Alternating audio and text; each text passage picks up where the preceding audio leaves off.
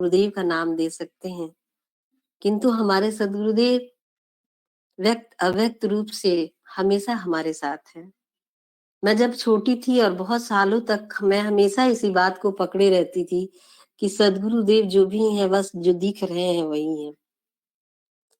पर जब स्वामी जी ने इसका एहसास कराया कि मैं जहां पर सशरीर नहीं हूँ, मैं वहां पर भी हूँ, तब हमने मानना शुरू किया। क्योंकि मैं कभी भी पुस्तक को पढ़कर या किसी की सुनी सुनाई बातों को नहीं मानती। बचपन से ही मैं थोड़ी सी जिद्दी रही। तो मुझे याद आता है कि हमारे सदगुरुदेव जब 40 साल पहले बोकारो की धरती पर हमने उनको देखा था, और जब वो आते थे तो उनका जो पदार्पण होता था वो कैसा होता था। मतलब लगता था कि जैसे हम लोग किसी घर के, लगता ही नहीं था कि स्वामी जी कोई सत्ता है। उनका इतना सहज वाणी, इतनी सहजता से वो मिलते थे, इतना सुलभ थे। सदगुरुदेव की कभी सोचती तक नहीं थी कि ऐसा कभी हो जाएगा कि सेवक से कहना पड़ेगा थोड़ा सा स्वामी जी से बात करना था, थोड़ा सा जाना था, थोड़ा सा मिलना था, ऐसा कहना पड़ेगा। एक बार की बात है, हम लोग सब कोई छोटे थे, हमारे घर पे स्वामी जी ठहरे। हम लोग बहुत खुश थे और समझ में ही नहीं आ रहा था कि क्या करना चाहिए। माँ अलग परेशान थी कि स्वामी जी को क्या खिला दें, कैसे खिला दें, इनको क्या भोग लगा दें। पिताजी अलग परेशान, हम लोग फूल तोड़ने में जुटे हैं।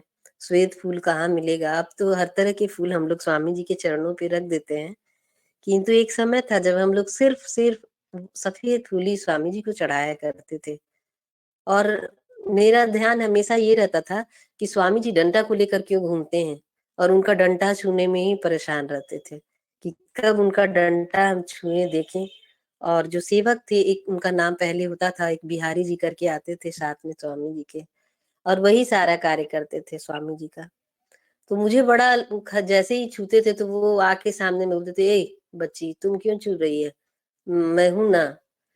तो मुझे थोड़ा-सा लगता था कि क्या औरत होना और नारी होना इतना खराब चीज़ होता है कि हम एक शक्ति, एक ऊर्जा के पास नहीं हो सकते, बैठ नहीं सकते, बात नहीं कर सकते, उनकी सेवा नहीं कर सकते, उनका चरण स्पर्श नहीं कर सकते, उनके चरण को नहीं दबा सकते।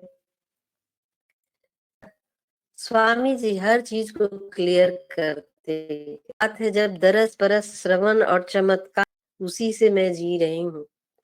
वो जो संदेश था, वो जो उनकी भविष्यवाणियां थी, वो जो हीरे और पारस उन्होंने मेरे हृदय को दे दिया, उसे मैं अभी भी संजो कर रखती हूँ। और अपने अंतरतम की यात्रा में प्रणाम की मुद्रा में देखती हूँ।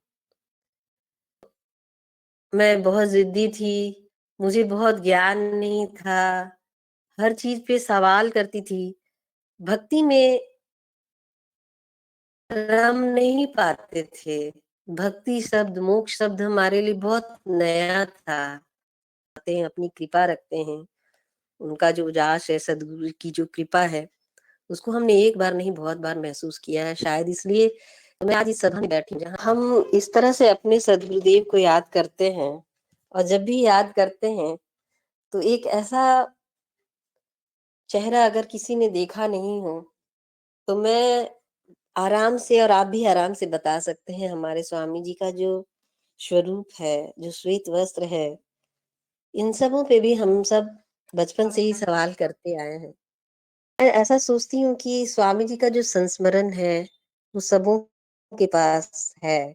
कोई सुना देता है, कोई सुना नहीं पाता है, अंतर इतना ही है। पहले साधन कम होता था, किंतु साधना उतनी ही उच्चतम की होती थी। स्वामी जी जब हमारे शहर में आते थे, खलबली सी मच जाती थी, सभी शिष्य अपने घर को सजाने संवारने लगते थे, और लगता था कि कोई रूठा हुआ है इसलिए कि हम स्वामी जी से बहुत बात नहीं कर पाए। हमारे घर पे स्वामी जी एक बार ठहरे हुए थे, और एक शिष्य आया और वो बोलने लगे कि स्वामी जी हमसे क्या गलती हुआ आप, और चरण उनके पकड़ लेता है बड़ी प्यार से। और स्वामी जी भी कहते हैं कि चलो बिहारी कहाँ चले के बा। तो हमारे स्वामी जी हमें ये सिखाते हैं कि किसी के भाव को, किसी ने अगर हमारा हमारे प्रति उसकी इतनी आस्था है, वो शरणागत है, तो हम उसको कैसे ठुकरा सकते हैं। स्वामी जी कि मुझे क्या भोजन करना है, अभी स्वामी जी का भोजन यहाँ है तो दोपहर में कहीं और है। स्वामी जी की इच्छा पूछी नहीं जाती और सभी अपने मन से उनका स्वागत करते और यही कहते कि स्वामी जी थोड़ा-सा मेरे घर का भी प्रसाद आप भोग ग्रहण करते और मैं प्रसाद वो बनता तो हम लोग सब उसको ग्रहण करते। और स्वामी जी सबों की इच्छा को रखते थे। किंतु कभी-कभी मुझे ऐसा लगता था कि हम लोग कहीं जाते हैं, मैं ये चर्चा आप सबों से इसलिए कर रही हूँ, क्योंकि हम सबों को भी स्वामी जी की पीड़ा को समझनी चाहिए।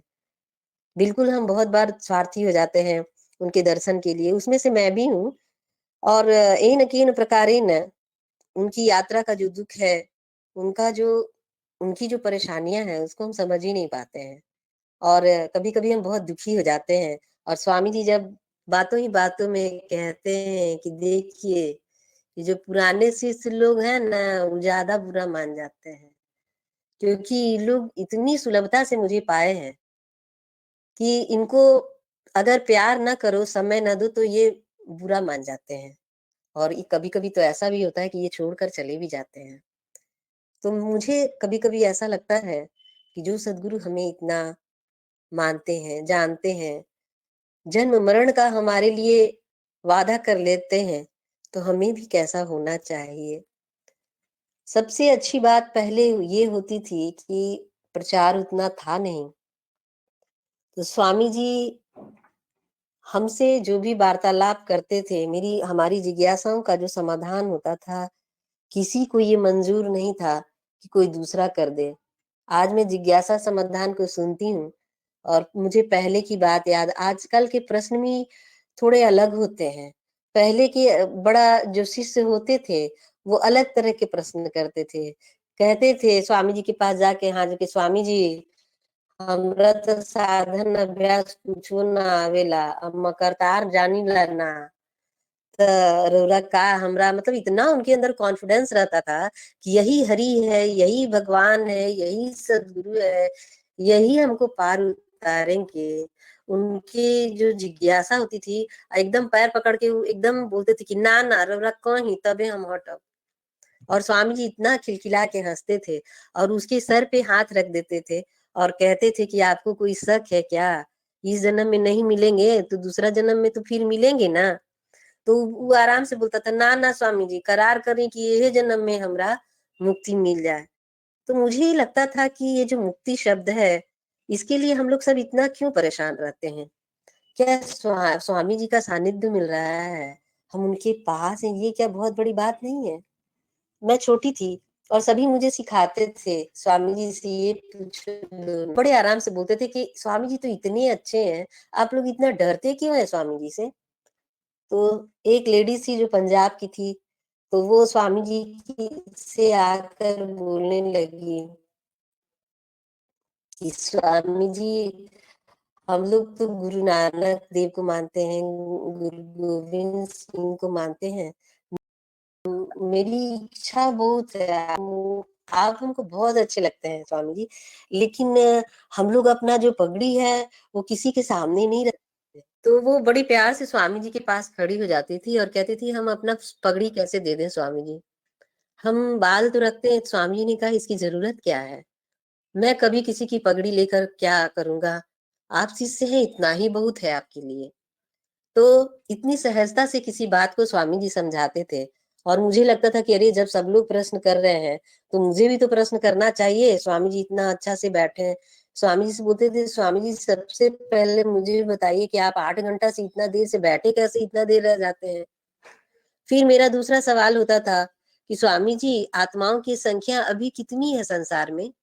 ईश्वर ने इतना रंग और आनंद है, ईश्वर असत्य नहीं है, तो वो असत्य संसार का निर्माण क्यों करता है?